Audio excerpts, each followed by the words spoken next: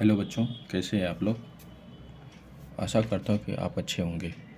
आज से हम लोग बिहार एसएससी की सीजीएल वाली जो बिहार एसएससी की जो इंटर लेवल वाली जो एग्ज़ाम है उसकी प्रिपेयर करेंगे हम लोग साथ में। बहुत सारे बच्चों को लगता है कि तैयारी कहाँ से करें, क्या करें ना करें, ये सब कन्फ्यूजन रहता है। तो ये सारे कन्फ्यूजन अब दूर हो जाएंगे, क्योंकि मैंने कई सारे एग्ज़ाम क्वालिफाइड किए हैं पहले से। तो मुझे इन एग्ज़ाम्स का बहुत ज़्यादा एक्सपीरियंस है। तो आपको टेंशन लेने की ज़रूरत नहीं है कि तैयारी कहाँ से करें। हम तैयारी साथ में करेंगे और फिर सीखेंगे। तो पहला क्वेश्चन है कि कैक्टस के पौधे, मॉक लगा रहे हैं हम। तो कैक्टस के पौधे में मोटे पत्ते होते हैं और इसे कम पानी की आवश्यकता होती है। ये तो कथन हो गया। कैक्टस के पौधों को उन स्थानों पर उगाया जा सकता है जहाँ पानी की उपलब्धता कम है। तो पानी की आवश्यकता कम होती है, तो पहला तो सही लग रहा है कि पानी की आवश्यकता कम होती है। मोटी पत्तियों वाले पौधों को कम पानी की आवश्यकता होती है, तो दोनों ही मुझे सही लग रहा है, दोनों निष्कर्ष। और उसके बाद क्या एक दूसरे का अनुसरण करता है या नहीं करता है, मतलब एक दूसरे से रिलेटेड है या नहीं। तो एक दो दोनों सही मुझे लग रहा था, लेकिन गलत है। कैक्टस के पौधों को उन स्थानों पर उगाया जाता है जहाँ पानी की उपलब्धता कम है, ये सत्य है। लेकिन मोटी पत्तियों वाले पौधों को पानी की आवश्यकता कम होते हैं, ये कथन गलत है। सेकंड, निम्नलिखित में से उन विकल्पों में से संबंधित संख्या का चयन कीजिए। जैसे 44, 14, 44 है, 29 और क्या होगा। नेक्स्ट क्वेश्चन है 14 से 44 रिलेट करता है, तो 29 से क्या रिलेट करेगा, रीजनिंग है। तो हम टेस्ट करते हैं कि 14 में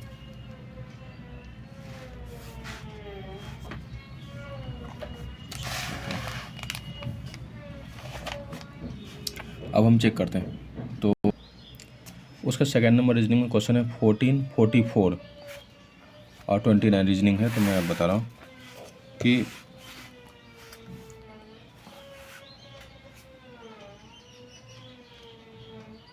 14, 44 उसके बाद है और 29 और फिर यहाँ पे क्या होगा, तो रिलेट करना है इसको मुझे। तो इसमें से मान लें 30 जोड़े हम, तो कितना हो गया 44। 14 में 30 जोड़े तो 44 हो गया। तो इसमें से 30 जोड़ेंगे तो 59, और ऑप्शन में मेरा 59 है भी। ऑप्शन में देखिए 59 है भी, तो हम चेक करते हैं इसको लगा के। तो हमारा आंसर सही है।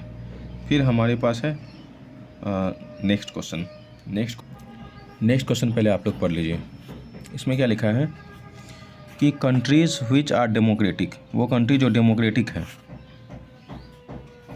या कितने देश हैं जो लोकतांत्रिक और विकसित हैं लेकिन दूषित नहीं है। मतलब लोकतांत्रिक भी है और फिर विकसित भी है और दूषित नहीं है। फिर आगे देखते हैं, सर्कल बताता है जो कंट्री डेमोक्रेटिक है, लोकतांत्रिक है, और कंट्रीज़ आर डेवलप्ड, और ये स्क्वायर बता रहा है, वर्ग वाला जो हिस्सा है वो बता रहा है कि कौन सा कंट्रीज़ जो डेवलप्ड है स्क्वायर के अंदर में। और उसके बाद countries which are polluted, pentagon में हेक्सागोन है ना, 2, 4, 6 साइड है तो हेक्सागोन हो गया।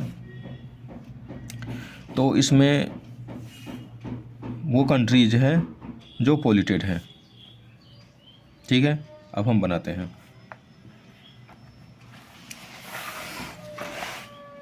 तो कंट्रीज व्हिच आर डेमोक्रेटिक, जो डेमोक्रेटिक यानी लोकतांत्रिक है। तो लोकतांत्रिक में कौन कौन सा है, सर्कल के अंदर में, और वो भी इसके अंदर आना चाहिए, सर्कल और स्क्वायर के अंदर आना चाहिए, प्रदूषित वाला नहीं आना चाहिए। दोनों है विकसित और प्रदूषित है, कितने देश हैं जो विकसित हैं। तो सर्कल डेमोक्रेटिक, तो डेमोक्रेटिक में कितने, 25 कंट्री। डेमोक्रेटिक में 25 कंट्री है। उसके बाद है क्या,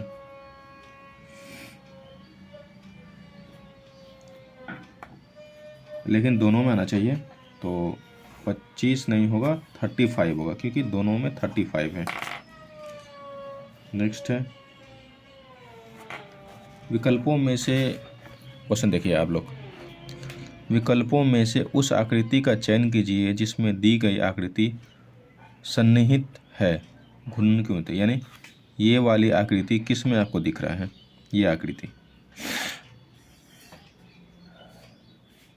इसमें दिख रहा है क्या, इसमें नहीं दिख रहा है।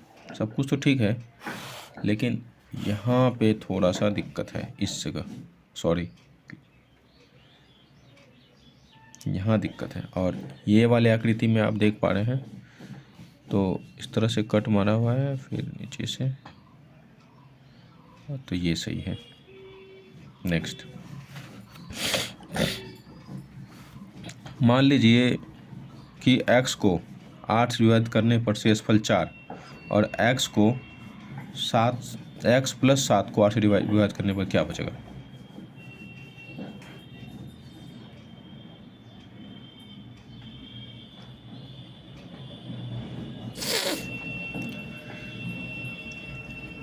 x को 8 से विभाजित करने पर शेषफल 4 बचता है, यानी वो नंबर क्या है, देखिए तो 12 है। x को 8 से डिवाइड करनी होती है, यानी वो नंबर क्या लग रहा है आपको, 12 ही है, ये 12 है मान लीजिए। तो 12 को x से डिवाइड करेंगे, सॉरी x को 8 से डिवाइड करेंगे तो 12 ही तो होगा, इसमें से रिमाइंडर 4 जो है, ठीक है। और उस 12 को +7, यानी 12 + 7 कितना हो गया 19, उस 19 को 8 से डिवाइड किया तो क्या हो जाएगा, 3 नहीं बचेगा रिमाइंडर, क्या 8 × 16 3 19।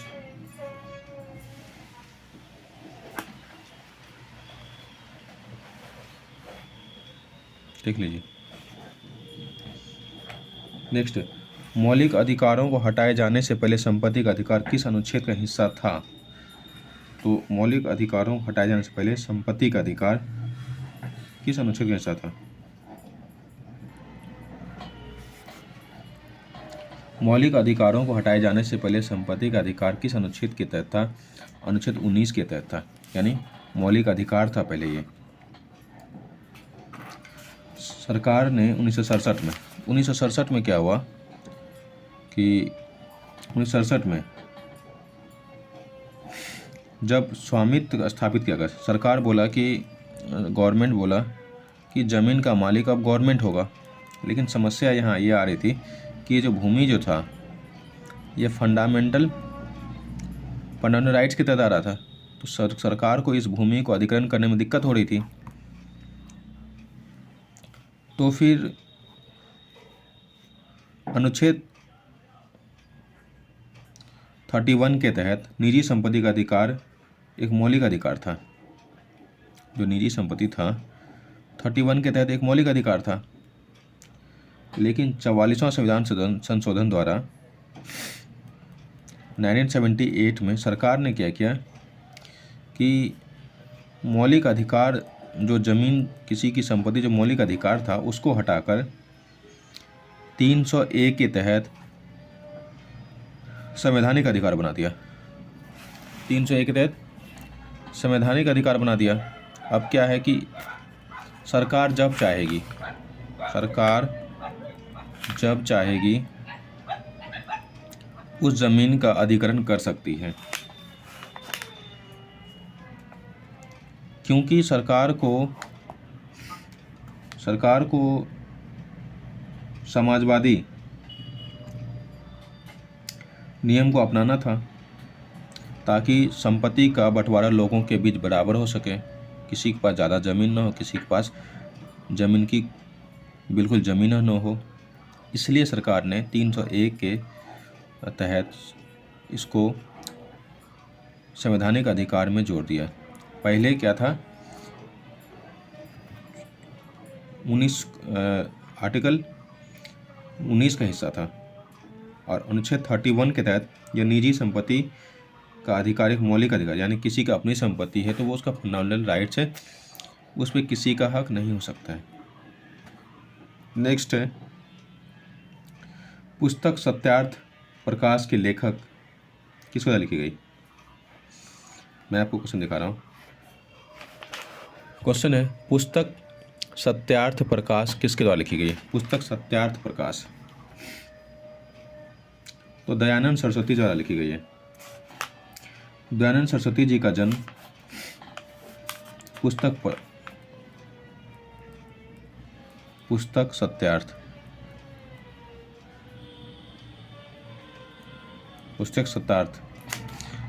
प्रकाश किसने लिखी है। दयानंद सरस्वती जी ने।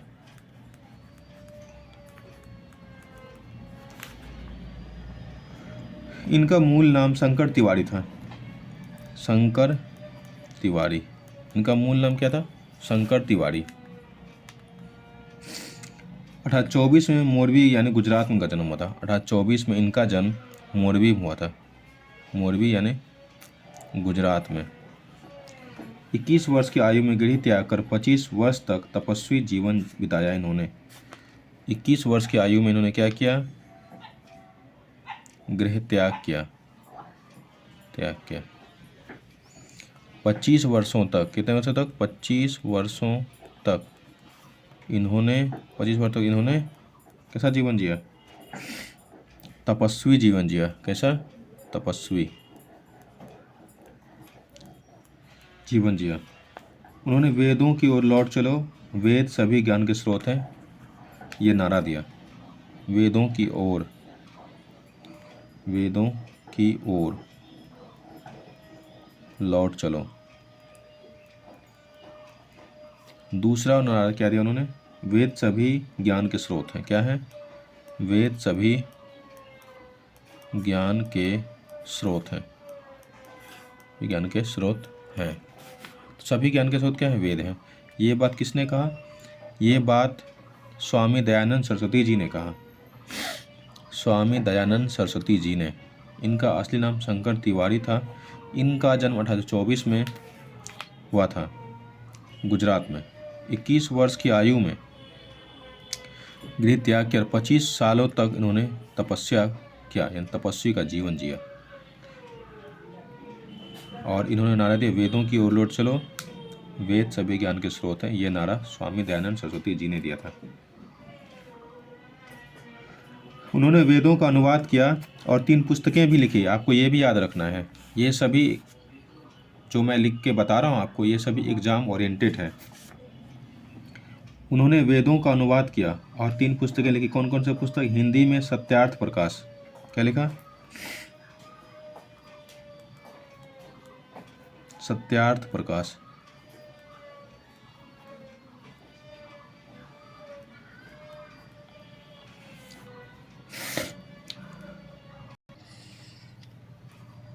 और है वेद भाष्य भूमिका, जो उनकी वैदिक टिप्पणी का परिचय है। जो उनकी वैदिक टिप्पणी का परिचय देती है। टिप्पणी का परिचय देती है। का परिचय देती है। वेद भाष्य यजुर्वेद ऋग्वेद और संस्कृत में एक वैदिक टीका है। क्या है। वेद भाष्य यजुर्वेद ऋग्वेद और संस्कृत में एक वैदिक टीका है। वेद भाष्य यजुर्वेद और ऋग्वेद पर संस्कृत में वैदिक टीका है।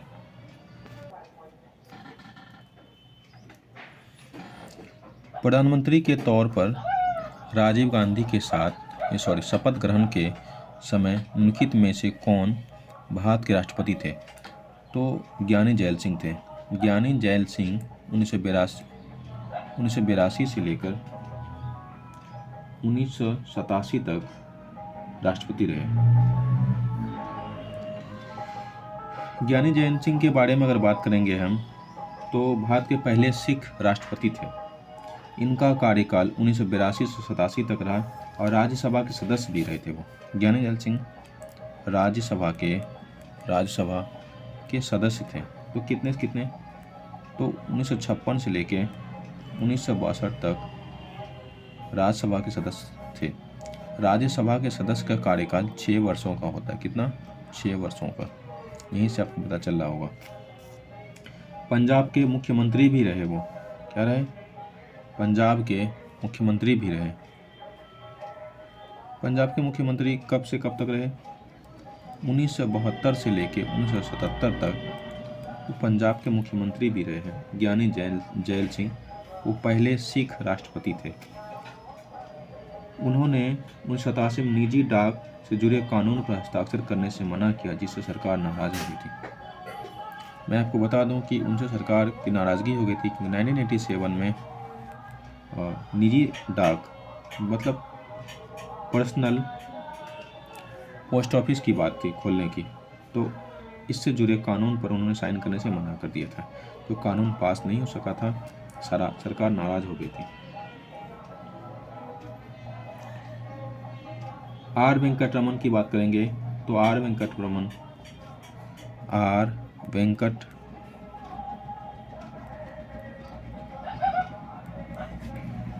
ज्ञानी जैल सिंह के बाद आर वेंकटरमन राष्ट्रपति बने 1987 से लेके 1992 तक। आर वेंकटरमन उसके बाद उपराष्ट्रपति भी वो पहले रह चुके हैं। इनसे पहले ज्ञानी जैल सिंह के समय में वो उपराष्ट्रपति भी थे 1984 से लेके 1987 तक। उसके बाद ही राष्ट्रपति बने। आर वेंकटरमन पेशे से एक वकील थे। क्या थे? पेशे से वकील थे। इस तरह क्वेश्चंस आते रहते हैं, ये मैं प्रीवियस ईयर क्वेश्चंस करा रहा हूँ। शंकर दयाल शर्मा की बात करेंगे 92 से 97 तक। शायद आपको ये नाम पता नहीं होगा, शंकर दयाल शर्मा। शंकर दयाल शर्मा जी राष्ट्रपति थे 1992 से लेके 1997 तक और फिर प्रसिद्ध भारतीय राजनेता भी थे।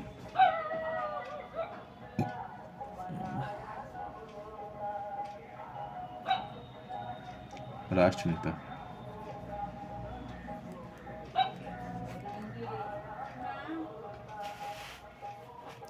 शंकर दयाल शर्मा जी 1992 से 97 तक भारत के राष्ट्रपति थे।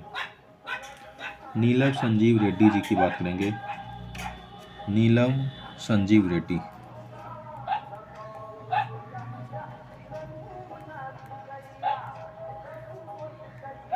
संजीव रेड्डी जी 1977 से लेके 1982 तक वो राष्ट्रपति रहे हैं और 1979 में लोकसभा भंग कर चुनाव कराए। 9 में लोकसभा भंग कर चुनाव लड़ाए थे। भारत के वर्तमान राष्ट्रपति द्रौपदी मुर्मू जी हैं। द्रौपदी मुर्मू वर्तमान राष्ट्रपति। राष्ट्रपति जो होता है वो सर्वोच्च कमांडर होता है, यानी भारतीय सशस्त्र बलों के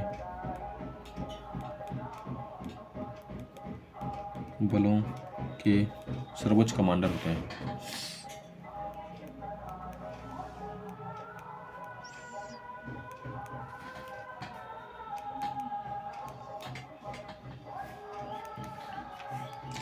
प्रतिभा देवी सिंह पाटिल की बात करें, भारत की पहली महिला राष्ट्रपति थी। प्रतिभा देवी सिंह पाटिल। प्रतिभा देवी सिंह पाटिल प्रथम महिला राष्ट्रपति थे।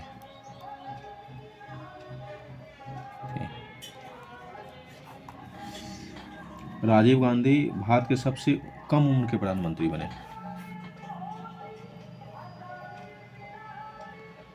राजीव गांधी जी, राजीव गांधी सबसे कम उम्र के प्रधानमंत्री बने।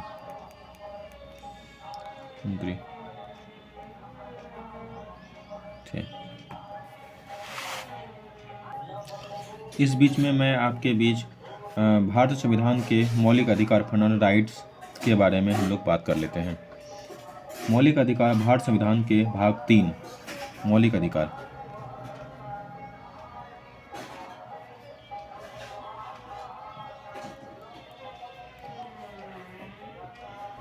भारत संविधान के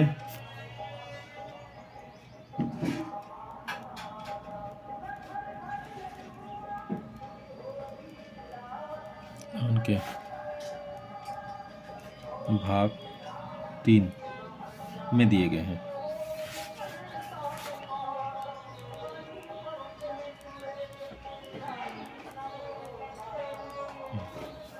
अनुच्छेद 12 से लेके 35 तक।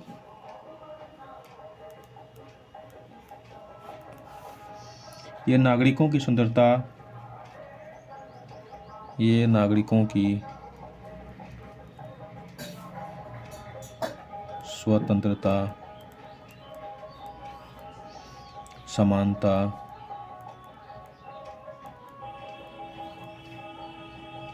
और सम्मान के साथ जीवन जीने का अधिकार है। सम्मान के साथ जीवन जीने की अधिकार देती है। के साथ